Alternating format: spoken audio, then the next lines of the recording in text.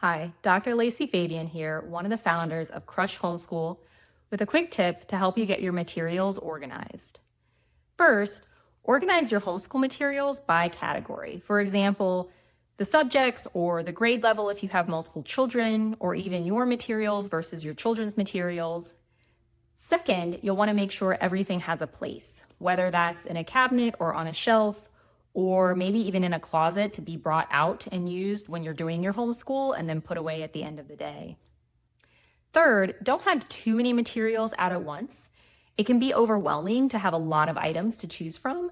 Opt to have a few and then keep those rotated regularly, especially if you're short on space. It also gives you the opportunity to see what is attracting your child.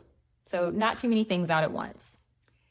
Fourth, make sure you have your child a part of the cleanup process. Even from the youngest of ages, it should not be your responsibility to put all of the materials away. Part of their engagement with the materials is that they know they have to put them back. And work with your children, especially when they're younger, for how to properly put them back. That will teach a great respect for the materials themselves. Last, to help keep homeschool and home space distinct from each other, make sure that you keep that separation by putting things away at the end of the day. So here you'll make the transition. Say you use your living room for homeschool. If you have your materials out or you have some extra books on the table, at the end of school, go ahead and make sure all of that is put away so you can transition into home mode.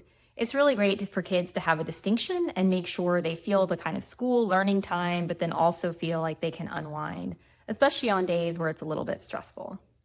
To recap those quick tips, first, make sure you have categories for all the things that you want to organize, and you can separate them out that way. Secondly, find a space for each of those things.